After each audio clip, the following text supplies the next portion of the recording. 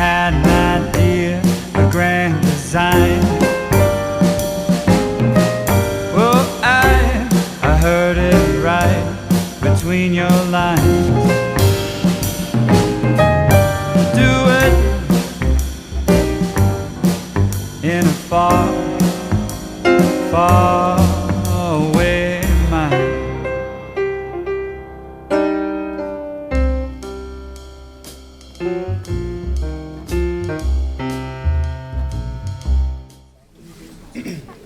Então, muito boa noite a todos.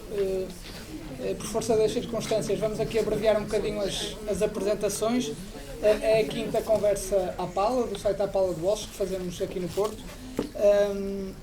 Mais uma vez será filmada e depois será disponibilizada também no nosso site. Queria agradecer muito rapidamente à Câmara Municipal, ao Teatro Municipal do Campo Alegre e em especial ao António Costa, programador da Medeia, que sempre facilitou a organização destas conversas. De facto, depois de termos debatido já aqui o cinema do Satyajit Ray e do Rossellini, hoje voltamos para discutir um cineasta tão ou mais importante, que é o Andrei Tarkovsky, e para isso temos connosco o professor Sagnel, realizador, crítico, programador e, enfim, uma figura do Porto e da cultura do Porto, e também o professor Rui Manuel Brás, professor investigador universitário, e em especial com uma tese de doutoramento sobre o cinema do Tarkovsky, e em especial sobre o tema, ou a questão do exílio, que é questão explícita e expressamente tratada no filme que hoje será exibido às 10 da noite. Agradeço muito aos dois a presença, em particular ao professor Rui Manuel Brás por vir diretamente de Lisboa para o efeito. Então, para começar, eu gostava de fazê-lo com uma pequena provocação. O Tarkovsky, ao longo da sua obra, mas sobretudo talvez nos seus últimos filmes, ficou conhecido por fazer um grande lamento da morte, digamos assim, da espiritualidade, da transcendência, no sentido em que entendia que a sociedade do tempo em que ele vivia era uma sociedade demasiado materialista e presa ao desenvolvimento tecnológico e por aí fora. Isto foi dito, pelo menos no último filme que fez, que é O Sacrifício, de 86, já foi há uns anos atrás. Hoje, em 2016, que vivemos numa sociedade hipertecnológica, muito mais do que seria à época. Pergunto, o cinema e a filosofia do Tarkovsky, como é que hoje poderão tocar e agarrar novos públicos, sobretudo públicos jovens, como aqueles que hoje estão aqui e estarão durante este ciclo? Acho que o Tarkovsky, particularmente, tem uma concepção do filme em que ele propõe uma viagem que, de certeza absoluta, não é possível fazer em velocidade rápida, não é possível fazer por extratos. Quer dizer, de duas uma, ou o espectador aceita entrar e ver na duração e do princípio ao fim, ou vai ficar decepcionado com o filme do Tarkovsky. Por isso, não sei se a ideia do Tarkovsky ainda é assim tão contemporânea, mas contemporâneo para mim é um insulto, como isso. Quer dizer que ele investe num cinema projetado num ecrã grande, com um som muito cuidado e um trabalho sobre o tempo interior do caminho. Agora, eu sou não sei como se diz em português, um velho parvo. Eu não posso falar em nome da nova geração, mas de certeza que o Tarkovsky numa tablete não é excitante. pegava num GIF que vocês publicaram, ou pelo menos que eu vi no Facebook, recentemente, não sei se foi ontem, se foi anteontem, em que penso que fosse sobre Retom, não me lembro também muito bem se é que vi. E o essencial era a questão de sentir antes de pensar os filmes. Sim. E eu creio que o Tarkovsky, apesar de tudo, apesar o último filme dele vai fazer agora 30 anos, não é? No fundo a montagem foi já em 86, mas as filmagens foram em 85,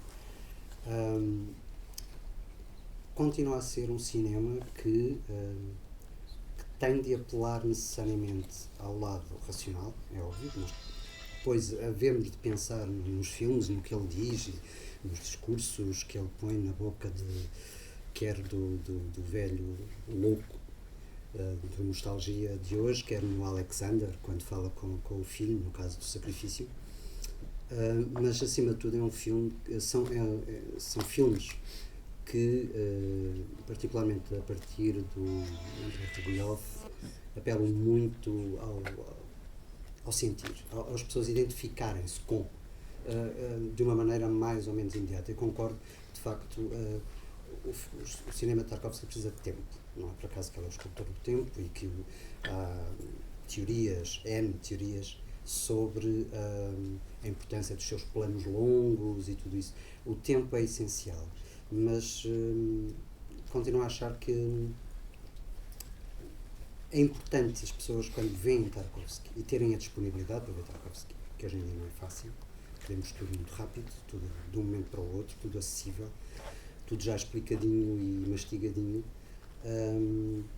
Acima de tudo é pelo lado do sentimos identificados. Eu lembro-me de excertos dos diários dele, em que ele diz, por exemplo, Reações ao Espelho, que é um dos filmes talvez mais complexos pela montagem, por tudo o que tem em si, de pessoas simples, russas, operárias e tudo isso, que dizem, aquilo sou eu identifico-me com aquilo.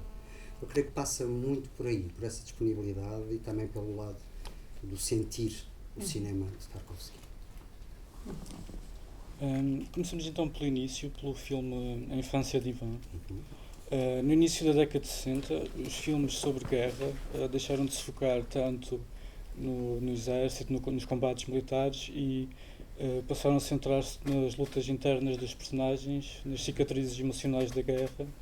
E como é que vê então no filme de A Infância de Ivan, que é um primeiro filme já com uma abordagem visual muito própria, com uma narrativa já indicadora dos seguintes filmes, como é que vê nesse filme já alguns sinais e elementos que Tarkovsky irá utilizar no resto da sua filmografia, e em particular essa passagem do geral para o individual e para o interior? Infância de Ivan. A Infância de Ivan, Tarkovsky foi chamado para substituir o outro realizador e, no entanto, não fez um filme dentro do paradigma soviético. A Grande Guerra da Pátria teria de ser necessariamente com um final eufórico. Logo aí acho que se nota um traço de Tarkovsky. É um final disfórico. É óbvio que os russos entram em Berlim, é óbvio que Hitler morreu, é óbvio que é o Exército Vermelho que liberta, aparentemente, Berlim, mas o sentimento final que nós temos é de tristeza, é de uma profunda tristeza. Precisamente porque ele centrou o filme numa criança, uma criança que serve os objetivos do Exército, o Exército que é, para ele, o pai e a mãe, que é muito típico para quem conhece, por exemplo, a literatura do Orland Figes, que tem livros fantásticos sobre a cultura russa, e não só, e é recentemente galardoada Nobel da Literatura, e não tanto nela, mas nos testemunhos, o exército para muitos era o pai e a mãe, e muitos viveram isso de uma forma intensa. O Ivan é o exemplo disso mesmo. Ele não é nada, ele não se sente nada sem o exército. Aqueles são há um soldado que é mais pai, digamos, do que os outros, com quem ele tem mais afinidade, ou quem ele se sente melhor. E eu acho que aí já se notam traços se bem que ainda muito controlado, até pela forma como foi chamado a concluir o filme, mas acho que se nota já alguns traços. Para sintetizar, o lado disfórico, claramente, do final, que é anti, se vemos o Morreram pela Pátria e todos os filmes que são baseados em obras literárias ou não, sobre a guerra, sempre o herói coletivo. Aqui é um herói individual, com os seus problemas, com os seus dilemas, e, no fundo, com uma morte que, apesar de ser heroica, de certa maneira, porque ajudou à libertação, mas deixa-nos uma sensação muito, muito triste. Sim, e um herói de alguma forma sacrificial, porque é um herói que, ao mesmo tempo que está a obter altos ganhos para a sua pátria, está a fazer uma coisa que é a infância. Não é? Sim. Isso é, Se nota com aquele sorriso. é este jogo de perder e ganhar permanente. O sorriso do Ivan, desculpem a nota pessoal, mas é algo de fantástico no filme, na infância de Ivan. Aquele sorriso de uma infância perdida, no fundo, não é? E aquela sequência final, com ele a correr. Sentimos mesmo que perdeu-se ali muita coisa, perdeu-se uma criança, no fundo, que foi obrigada a crescer depressa demais para servir como espião de uma guerra, para todos os efeitos, seja uma guerra libertadora ou não. Uma guerra destrói homens, destrói crianças, e neste caso é isso mesmo. Concordo consigo. Eu acho que a aventura do Ivan em si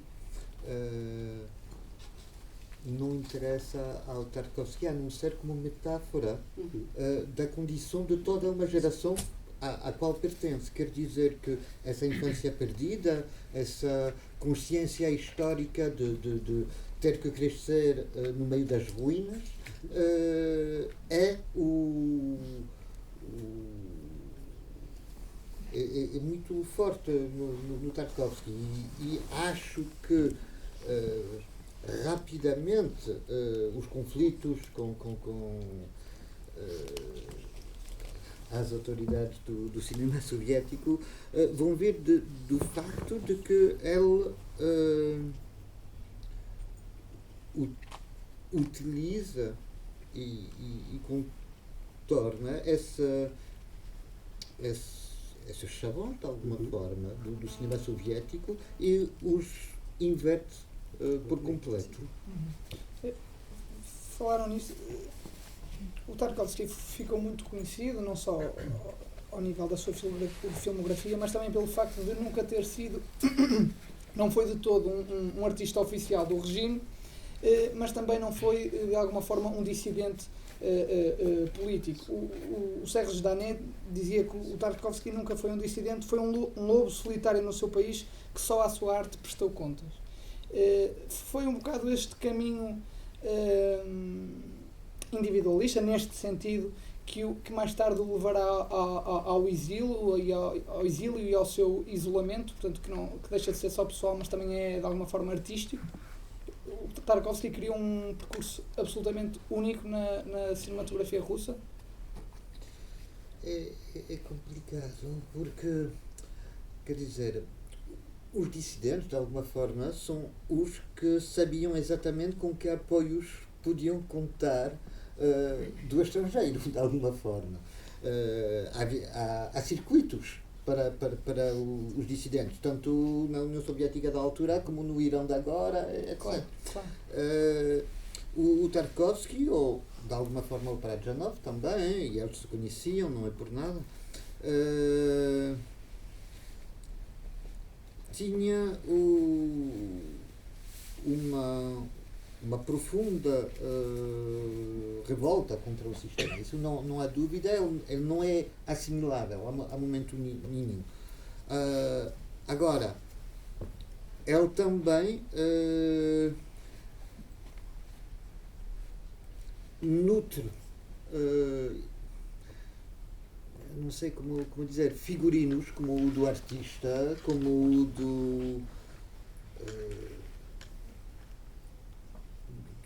do Cristo, de alguma forma, a sacrificar-se, que são que pertencem também a uma grande tradição russa.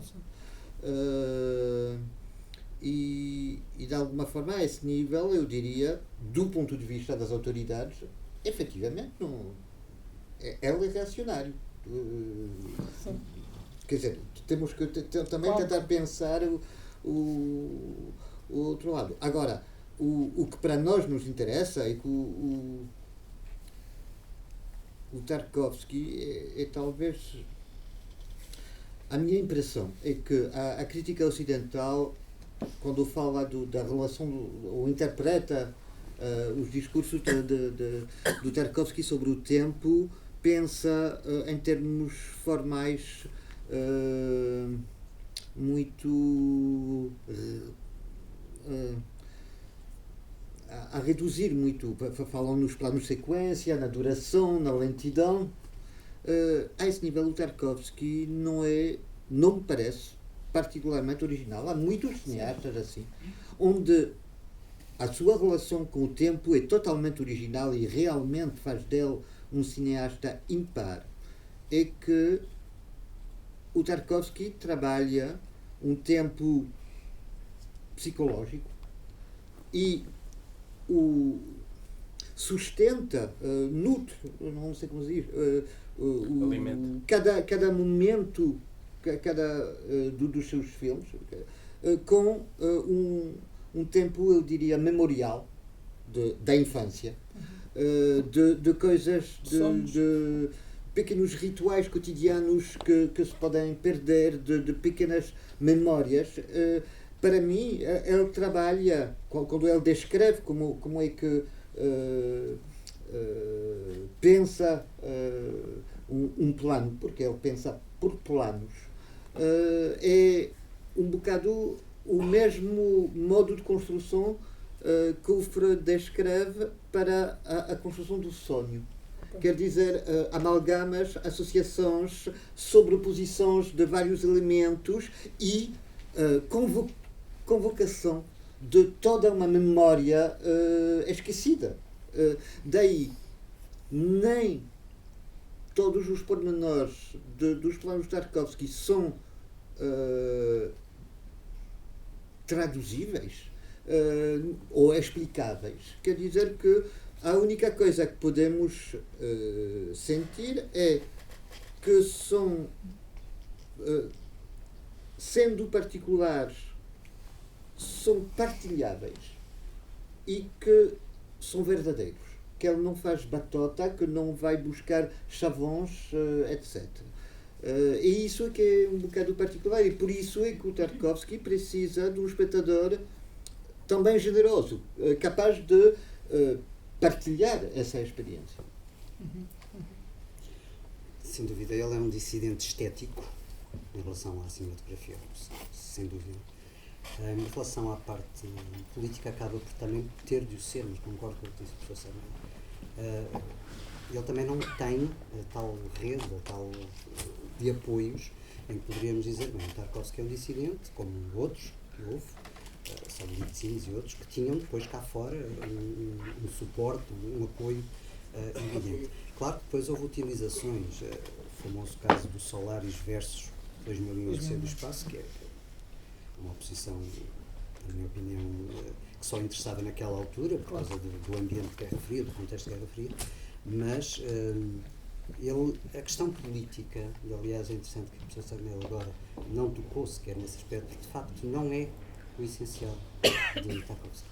A sua dissidência acaba por entroncar com a parte política, necessariamente, porque na União Soviética havia diretrizes claras no que diz respeito à arte, em relação ao cinema também, havia uma direção política sobre a arte, havia diretrizes, mas a sua dissidência vem da maneira como ele trata, precisamente, a imagem, como ele trata o som também, não desvalorizar isso, e como ele trata uma questão essencial, que é a questão da memória, que desde a infância de Ivan, pelo menos, para não ir atrás, ao pequeno filme que ele fez anteriormente, até ao sacrifício, a questão da memória é sempre uma questão importantíssima e amalgamada, de facto, de uma forma aí sim única.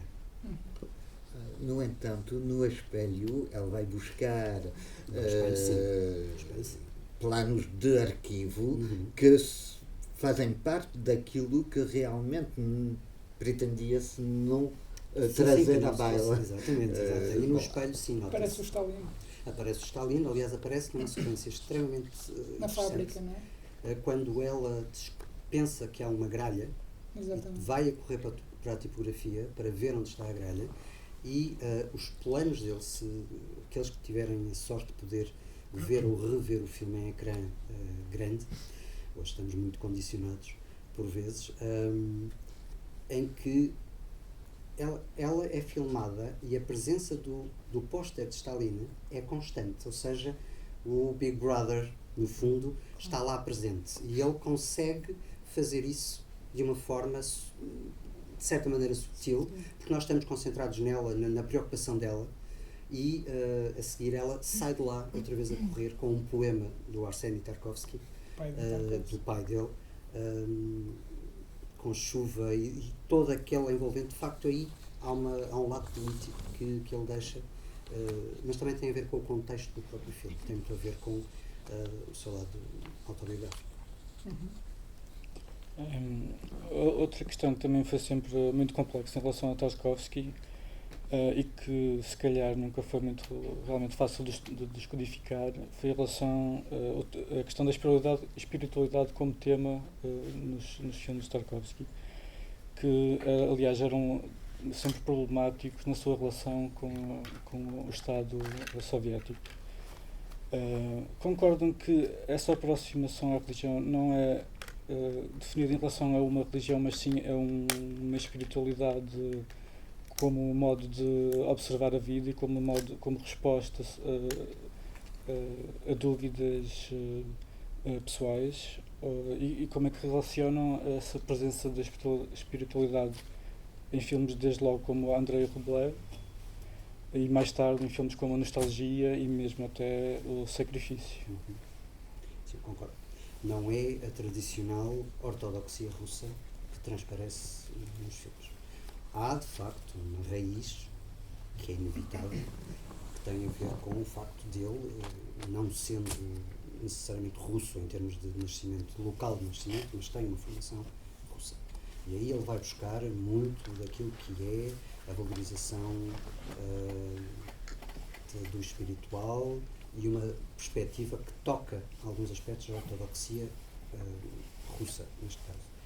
Mas a espiritualidade que ele desenvolve e que se vê nos filmes, ou pelo menos que eu interpreto, é uma espiritualidade que tem muito a ver com a oposição que ele faz até em entrevistas entre o oriental e o ocidental. O ocidental como muito materialista, ou dominantemente materialista, ao passo que o oriental abrangendo mais do que a Rússia, muito mais do que a Rússia, a questão do estar o coletivo acima do indivíduo. Isso não é necessariamente a ortodoxia russa. Não podemos dizer Tarkovsky vem para o exílio, por exemplo, e agarra-se à ortodoxia russa, às raízes. Aí não. Agarra-se, de facto, a uma espiritualidade que já vem, não citamos, por exemplo, o Stalker também é um filme com forte espiritualidade. Aliás, eu acho que todos os filmes têm essa espiritualidade, uns mais evidentes do que outros, mas sem dúvida alguma, concordo, acho que não é a ortodoxia, mas sim uma espiritualidade que ele trabalha e constrói de acordo com a sua própria filosofia. Apesar de tudo, é uma espiritualidade nitidamente católica, nitidamente a valorizar e até sobrevalorizar a ideia de sacrifício. Ele tinha na ideia também de algum dia conseguir filmar um evangelho, não é? Mas ele não se limita a isso. De alguma forma,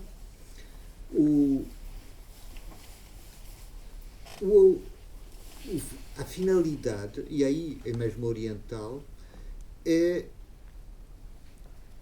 não é simplesmente como no Mediterrâneo descobrir-se a si próprio, mas é reencontrar as suas raízes, aquilo a que se pertence, E a esse nível, por exemplo, o Rubliov é otimista, porque, afinal, desemboca na possibilidade da obra que é a partilha.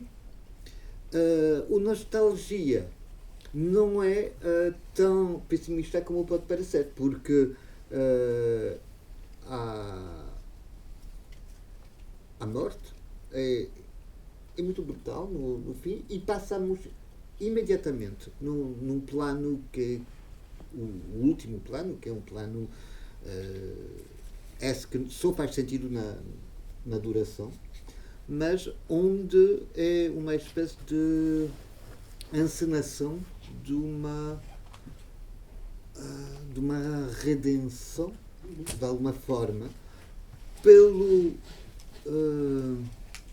pelo reencontro com as raízes. E as raízes são também temporais.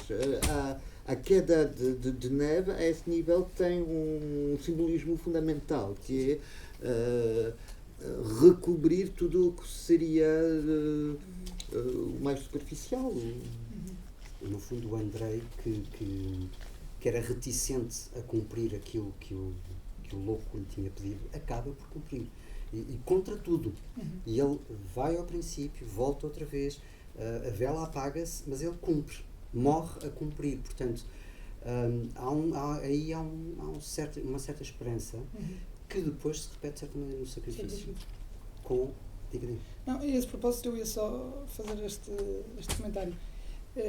Estamos muito habituados a falar do cinema do Tarkovsky como um cinema eminentemente contemplativo, visual, poético, mas sobretudo contemplativo. Mas quer no Nostalgia, quer depois no Sacrifício, a última lição, digamos assim, que o Tarkovsky nos deixa é profundamente proativa, isto é, os atos, os gestos, em vez das palavras, ou não só as palavras, é preciso atuar. E isso, no fundo, também parece-me entronca numa certa contradição fecunda e rica, que é esta. De facto, o Tarkovsky, que de alguma forma sempre renegou o materialismo em sentido, agora não em sentido filosófico, não em sentido económico, digamos assim, e portanto que sempre se interessou muito mais pela transcendência e pela reflexão a esse nível existencial, acaba por, nesse filme, de facto, ser, entre aspas, materialista. Isto é, a solução acaba por estar nos homens e pelas suas ações na Terra. Sim. É assim? Acho que é tudo simbólico. O problema, para o Tarkovsky, o problema, se quisermos, ela interroga a nossa capacidade de ser sensível às coisas, de ser capaz de os ver, ou eventualmente de as recusar de antemão. Apesar de tudo, no Nostalgia, que penso que vão ver, uma das cenas para mim da qual se fala muito menos do que da travessia da piscina e da imolação pelo fogo, é a cena dos pássaros que voam debaixo da saia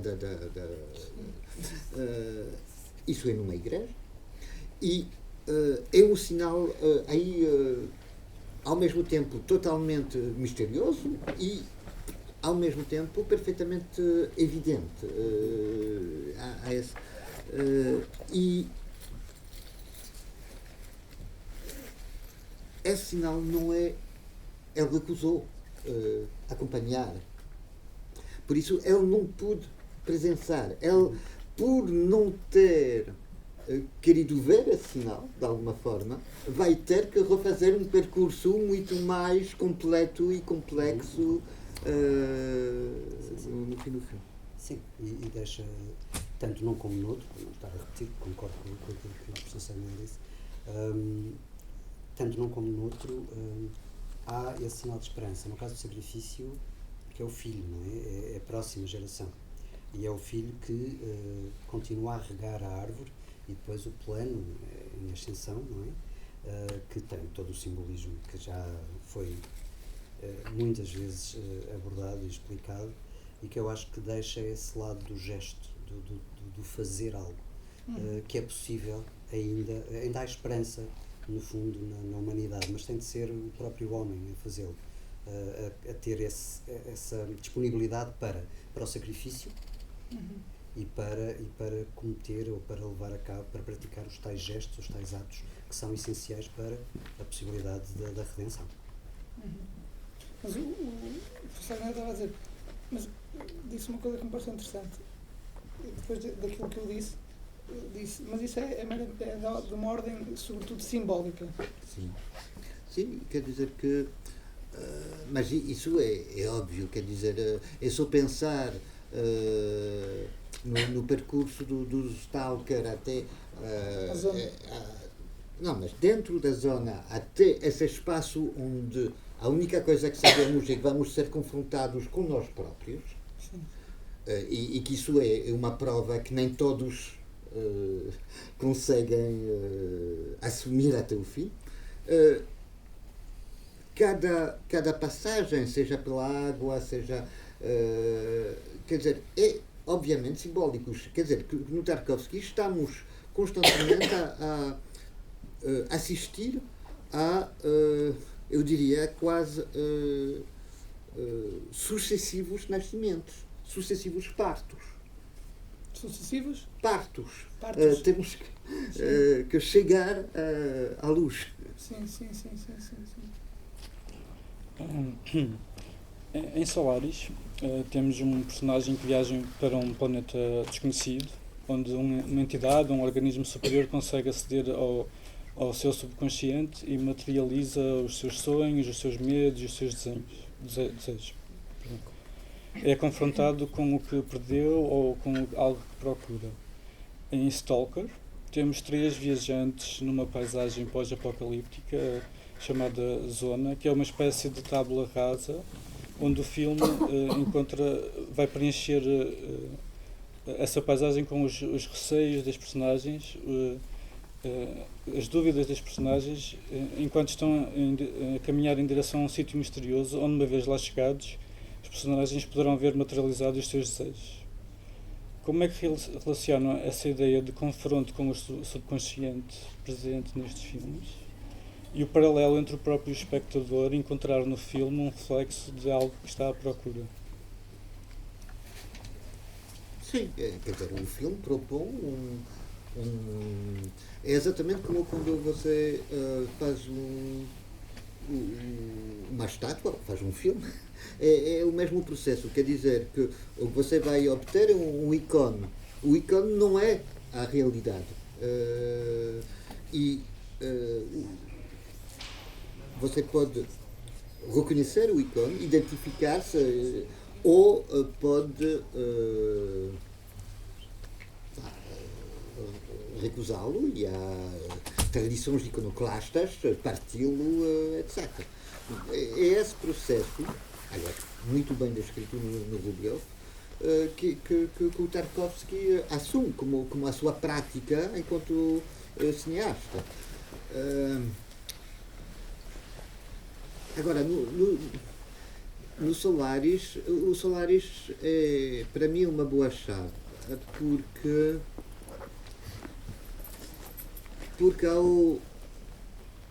ao adaptar o romance, acontece que me interesso bastante pelo Stanisław Lem, o autor do romance. O propósito do Lem era muito diferente. Quer dizer que no romance estamos confrontados com uma entidade superior, capaz de criação, mas completamente imperfeita, aleatória, e que tem que se sustentar da própria memória dos personagens. E isso que interessa ao Lem, como para pôr em causa a nossa pretensão a entender o que nos rodeia. O Tarkovsky vai, sem trair o romance, mas vai interpretá-lo de maneira completamente diferente. O que lhe interessa é o confronto das suas personagens com as suas próprias memórias, que acontece que este planeta está a materializar. Mas isso já é transbordar completamente a ideia do autor. E é sempre no Tarkovsky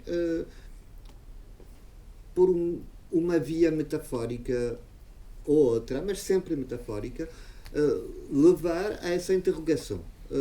Somos capazes de nos olhar a nós próprios, de nos pôr a nu, a descoberto, e de nos assumir depois.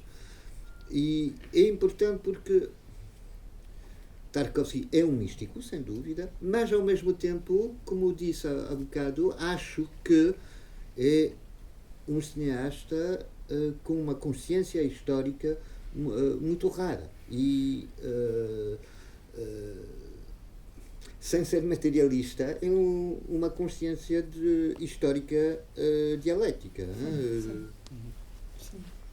Sim, quer o Solaris, quer o Stalker colocam o cinema enquanto representação. No caso de Tarkovsky, é um desafio, interpela o espectador e acaba por interpelar o espectador no sentido de desafiar a ser capaz de fazer aquele trajeto, que é um trajeto interior, que é um trajeto de procura, que é um trajeto que passa naturalmente pelas dificuldades todas que tem a personagem central do Solaris, particularmente, que se confronta com as suas memórias mais traumáticas e que, no fundo, acaba por fazer ali um pouco o luto daquela relação, daquele amor com aquela mulher. No caso do Stalker, o problema é outro, não é? O problema é outro porque não há a memória de uma relação, não há mulher, não há uma entidade como é que aparece no Solaris, mas há toda essa entidade que é a zona, no fundo, uma entidade, e que eles atravessam, não direi como uma peregrinação, mas como muito parecido com uma peregrinação, pelos desafios, por aquilo que lhes impõe, pelas dúvidas que coloca a todos, inclusive ao próprio Stalker, e que depois chegam ao quarto e depois não. Portanto, não é aquilo que tinham pensado ou que pensariam alcançar. Portanto, é uma interpelação constante todo o cinema de Tarkovsky. É essa descoberta interior, é esse desafio ao espectador para se olhar para dentro de si próprio, um pouco à semelhança do que a tragédia grega fazia, que é contemplem isto e agora revertam para o vosso interior e vejam como é que vocês são ou o que é que podem tirar daqui ou o que é que pode ser o vosso eu. É nesse aspecto, acho que será tanto um filme como outro, mas em geral o cinema de Tarkovsky colocam esse dilema ao próprio espectador. Sim, ele acredita na catarse. Exatamente. Que é um dos últimos hoje em dia a acreditar nisso. No Stalker, no entanto, a personagem principal é o Stalker. Quer dizer que ele tem um problema privado, pessoal, para resolver e que vai precisar dos outros para poder resolvê-lo. E isso também é simbólico da própria situação do cineasta que tem um trabalho sobre as suas próprias memórias, mas vai precisar dos espectadores para poder avançar nessa via. Professor Rui, assim, muito resumidamente, na sua tese, abordou a questão do exílio na obra e no percurso biográfico, na própria vida de Tarkovsky. O que é que o inquietou e o que é que o fascinou e a que conclusões, digamos assim, grosso modo. Muito grosso modo. Mas se calhar até mais do que as conclusões, aquilo que o inquietou e o que é que Vários dos temas que vocês levantaram aqui foram também temas que se me levantaram quando comecei a pensar o cinema Tarkovsky de maneira com vista a uma tese de doutoramento. A questão central tinha a ver com a memória das origens, portanto a relação com a Rússia com uma Rússia espiritual, com uma Rússia que não era a Rússia soviética, não era a Rússia Estado, mas sim com uma Rússia cultural, vivendo no exílio. Claro que, como diz o professor Carlos Capucho, meu colega na Universidade Católica, todos os filmes do Tarkovsky podem ser considerados de exílio, porque ele, no fundo, é um exilado dentro da própria Rússia. É uma perspectiva. Eu centrei-me nos 2 últimos filmes, foram filmados no exílio. E de que maneira é que esse afastamento das origens, da raiz cultural, acabou por acentuar ou não características que já vinham noutros filmes. E aquilo que me marcou, por um lado, foi que os filmes de Tarkovsky, mantendo características que são comuns aos outros que ele fez na Rússia, têm algumas diferenças pela maior liberdade, creio eu, pela maior liberdade que teve em filmar, pelos meios que teve, pelo tempo e pela só a libertação daquele peso do político, de ter alguém constantemente a chamar a atenção, a ter de explicar o porquê daquele plano, o porquê daquele diálogo, creio que ajudou a uma certa libertação e isso permitiu jogar com um determinado tipo de elementos estéticos, inclusivamente, que ele não usou noutros filmes. E, de facto, há um regresso a algumas raízes culturais que vão, na minha perspectiva, que é isso que eu defendo na minha tese, que vão buscar quer alguns aspectos à religiosidade ortodoxa, mas ultrapassando-a, quer indo buscar questões que claramente aparecem nos grandes escritores russos do século XIX, desde, no caso do Sacrifício, aquelas conversas à volta da mesa são muito tchekovskianas.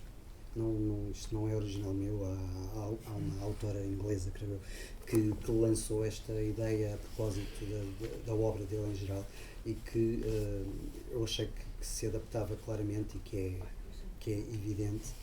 E, portanto, o que me despertou, o que me chamou mais a atenção foi precisamente esse apego a uma tradição cultural russa, claramente russa, em muitos aspectos, e que marcam este misto de desesperança, mas também com esperança nos finais, quer de um filme, quer do outro, em relação à humanidade, às loucuras que a humanidade vem cometendo e que, no fundo, nós, os sãos, é que fazemos as asneiras, como irão ver no Nostalgia ou rever no Nostalgia.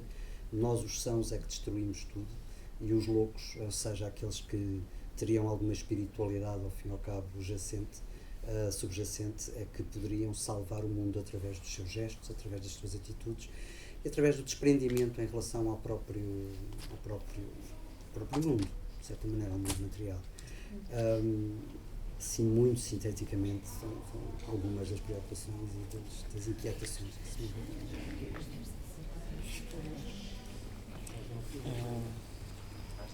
Por vezes, Nostalgia parece um filme de Antonioni e O Sacrifício parece um filme de Ingmar Bergman. Aliás, Ingmar Bergman chegou a dizer que considerava Tarkovsky como o maior realizador do seu tempo. Como é que analisam a questão das influências na obra de Tarkovsky? Mais uma vez, de forma muito resumida, quer na gênese do seu estilo, quer na influência posterior no cinema que vamos ver agora. Se calhar em realizadores como Malik, ou Belatar, ou Angelopoulos também. Sim. Mas acho que aí é mesmo completamente aí superficial e só formal. Quer dizer que se chamamos os nomes como o Belatar ou Angelopoulos, estamos nos planos de sequência, na duração do percurso, etc. Mas o sentido do percurso Está muito diferente. não tem rigorosamente nada a ver nesses três cineastas. Por isso, acho que isso seria um erro, com toda a sinceridade. Por mais estranho que possa parecer, um dos cineastas diletos do Tarkovsky era o Buñuel, que não tem nada a ver com esse tipo de estética, mas que tem a ver com uma exigência, por exemplo, em relação à verdade, em relação a fugir à convenção, fugir ao chavão, subverter algumas coisas, etc. Depois já, eu diria, Tarkovsky é o apaixonante para alguém que entra nos filmes do Tarkovsky é que há, eu diria, leitmotivs, como a casa, que é uma coisa muito concreta, que não tem tem todos os simbolismos que se quiser, mas tem simbolismos às vezes antagónicos de um filme para o outro. Mas é em relação a esta casa que o sentido se vai elaborar. Temos a casa real, quero lembrar isso, do espelho. Depois temos vamos ter a casa já maquete no momento da reconciliação final no Nostalgia. Vamos ter a casa incendiada no Sacrifício. No Solaris também aparece, no final. No Solaris também está. A Dacha, não é? Sim, sim. Quer dizer que o Tarkovsky é nisso que é interessante. O lado metafórico não é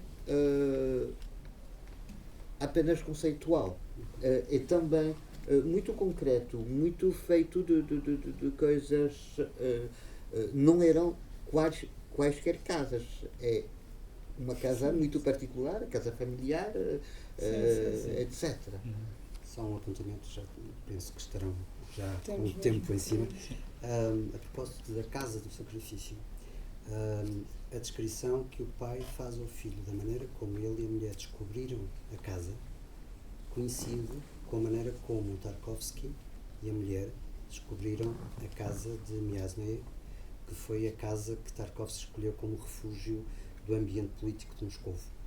Ele tinha uma casa que depois teve de deixar, foi uma das grandes mágoas dele quando se exilou, foi ter de largar o sonho que era ter uma casa fora de Moscovo, uma casa onde se pudesse isolar, onde pudesse libertar-se de tudo, e a maneira como o Alexander conta ao filho que andavam a passear e de repente viram a casa. Isto foi contado pela própria Tarkovskaya, portanto pela última mulher do Tarkovsky. A maneira como ele conta coincide com, e portanto bate aqui com este professor Segner. Ele disse, não é uma casa qualquer.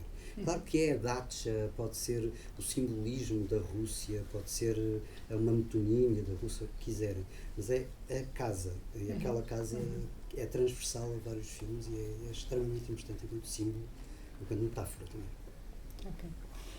Muito obrigado aos nossos dois convidados.